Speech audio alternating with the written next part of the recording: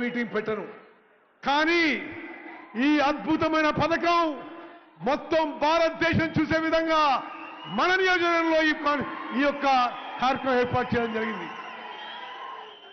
మీ అందరికీ ఈ పథకం గురించి ఒక 2 నిమిషాలు నేను తెలియజేస్తాను. స్వతంత్ర భారతదేశంలో ఏ రాష్ట్రంలో కూడా ఈ విధంగా మంచి క్వాలిటీ సన్న బియ్యం 80 నుంచి 85%కి ఉచితంగా వచ్చే పథకం ఏ రాష్ట్రంలో కూడా అమలు కాలేదనే విషయం కూడా నేను మనం చేస్తున్నా. మీ అందరికీ తెలుసు, ఇప్పుడు రేషన్ బియ్యం దొడ్డు రకం, ఇంగ్లీష్లో కోర్స్ గ్రెయిన్స్ అంటారు. దురదృష్టవశాత్తు ఇప్పుడున్న 90 లక్షల రేషన్ కార్డులలో 2,81,00,000 లబ్ధిదారులు అందరికీ 6 కిలోల బియ్యం ఇస్తున్నా బియ్యం సరిగ్గా ఉపయోగం రావడం లేదు. లబ్ధిదారులకి చాలా మంది ఇది తినలేక తిరిగి అమ్మేసుకుంటున్నారు. ఈరోజు ముఖ్యమంత్రి గారు ప్రభుత్వం ఇప్పుడున్న పథకం మీద 10,665 కోట్లు ఖర్చు పెట్టినా దానికి ప్రయోజనం లేకుండా పోతుంది. 10,665 కోట్లు ఖర్చు పెట్టినా నిరుపేదలకి ప్రయోజనం లేకుండా పోతుంది. ఇప్పుడు సివిల్ సప్లై శాఖ కిలో బియ్యం 40 రూపాయలకి కిలో బియ్యం కొనుగోలు చేసి మీకు ఇచ్చినా ఎక్కువ మంది తినడం లేదు. అది 5 రూపాయలకో 10 రూపాయలకో అమ్ముకోవడం, మళ్ళీ రీసైకిల్ కావడం, పౌల్ట్రీ ఫార్మ్లకు అమ్మడం, బీర్ కంపెనీలు తీసుకుపోవడం, ఇది మనం చూస్తున్న తతంగం. ఇది ఎన్నో సంవత్సరాల నుంచి జరుగుతున్న విషయం. నేను గత పార్లమెంట్ సభ్యునిగా పార్లమెంట్లో food and public distribution system consultative committee మెంబర్గా అనేక మార్లు పార్లమెంట్ బయట ఈ విధంగా ప్రజాధనం దుర్వినియోగం అవుతుంది, నిరుపేదలకి ప్రయోజనం చెందడం లేదనే విషయం స్పష్టంగా చెప్పడం జరిగింది. కానీ గత ప్రభుత్వాలు ఎవరు మార్పు చేయడానికి ప్రయత్నం చేయలే. రేవంత్ రెడ్డి గారు ముఖ్యమంత్రి అయిన తర్వాత వారు ఉప ముఖ్యమంత్రి భట్టి విక్రమార్క గారి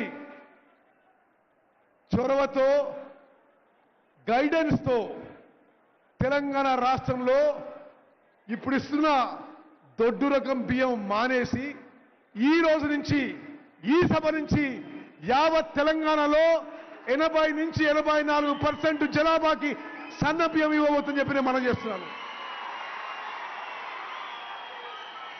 ఇది మీరు ఆమోదం తెలుసంటే అందరి చేతులెత్తాలే.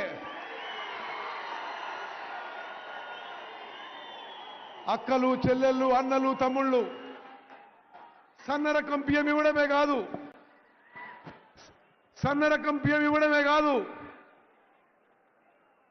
10 ఏళ్ల పాటు గత ప్రభుత్వంలో ఉన్న పెద్ద మనుషులు రేషన్ కార్డులు కూడా నామమాత్రంగా ఇవ్వడం జరిగింది. ఎక్కడో అక్కడ ఉప ఎన్నిక జరిగితే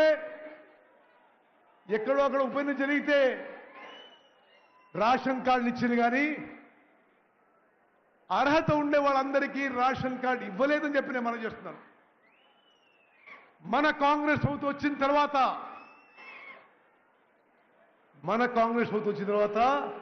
అర్హులందరికీ రేషన్ కార్డు ఇవ్వబోతున్న విషయం నేను మరోమారు మనం చేస్తున్నా. ఇదొక నిరంతర ప్రక్రియ. తెలంగాణలో అర్హత ఉన్న వాళ్ళందరికీ కూడా రేషన్ కార్డు ఇవ్వబోతున్నాము.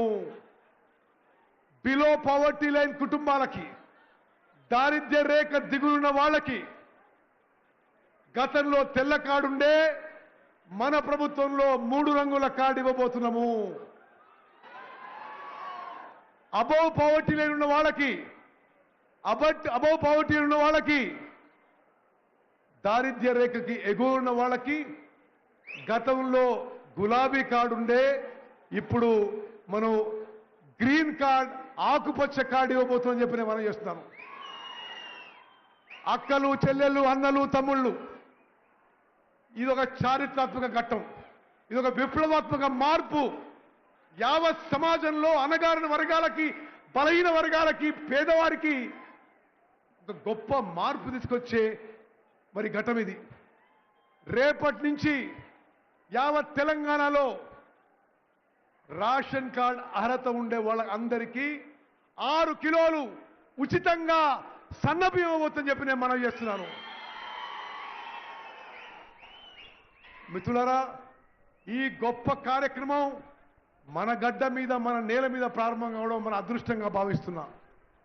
యావత్ భారతదేశంలో ఏ రాష్ట్రంలో ఈ విధంగా జరగడం లేదు. మన అమ్మ సోనియా గాంధీ గారు కన్న కలలు నెరవేర్చబోతున్నాము. ఆహార భద్రత చట్టం వారు తీసుకొచ్చారు. ఈ రోజు మనం తీసుకొచ్చిన సన్న బియ్యం కార్యక్రమంతో ఆహార భద్రత విషయంలో నిజమైన ఆహార భద్రత, నిజమైన ఫుడ్ సెక్యూరిటీ ఈ రోజు తెలంగాణలో కాంగ్రెస్ ప్రభుత్వం మరి అందరికీ భద్రత ఇవ్వబోతుందని చెప్పి మనం చేస్తున్నాం. మిత్రులారా, ఈ విషయంలో కొన్ని మరి మీరందరూ కూడా ముఖ్యమంత్రి గారు వచ్చిన అదులకు మనం చేయాలి.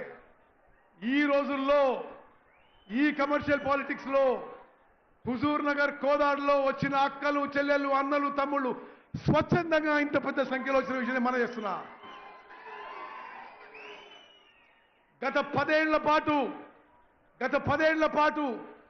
గత ప్రభుత్వంలో మిమ్మల్ని ఏ విధంగా హింసించిండ్రు, ఏ విధంగా చిత్రవద చేసిండ్రు, ఏ విధంగా పోలీస్ కేసులు పెట్టిండ్రు, ఏ విధంగా జైలు పంపించిండ్రు అన్నీ గమనించినాం. ఇప్పుడు మిత్తితో సహా చేస్తున్నా. కమ్మారంలో జరిగిన సంఘటన మర్చిపోలే, పీక్రానాయక్ తండ్రిలో జరిగిన సంఘటన మర్చిపోలే. ఎక్కడ ఏ కార్యకర్తకు అన్యాయం జరిగినా ప్రతీకారం తీసుకుంటామని చెప్పి సభాముఖంగా మనం చేస్తున్నా. మిత్రులారా, మీ అందరి తరఫున నేను సవినయంగా మన గౌరవ ముఖ్యమంత్రి గారిని 1-2 విషయాలు కోరుతున్నా. ముఖ్యమంత్రి గారు, ఇప్పుడు తెలంగాణలో అన్ని ఉమ్మడి జిల్లాల్లో అగ్రికల్చర్ కాలేజ్ ఉంది. మీరు దయచేసి హుజూర్ నగర్ నియోజకవర్గానికి ఒక అగ్రికల్చర్ కాలేజ్ మంజూరు చేయాలని చెప్పి మీకు మనవి చేస్తున్నా.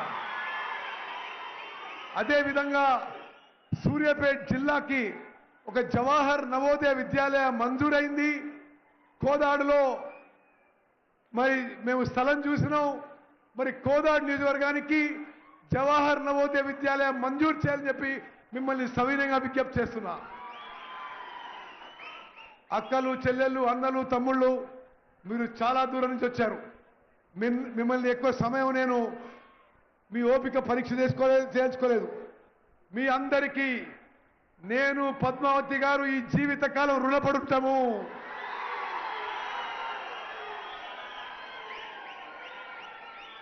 తెలంగాణలో, ఆంధ్రప్రదేశ్లో మీ అందరి పని వల్ల, కృషి వల్ల, త్యాగం వల్ల ఒక అరుదైన రికార్డు 7 సార్ల వరకు గెలిపించిన ఉత్తమన్న మీరందరని చెప్పి నేను మనవేస్తున్నా.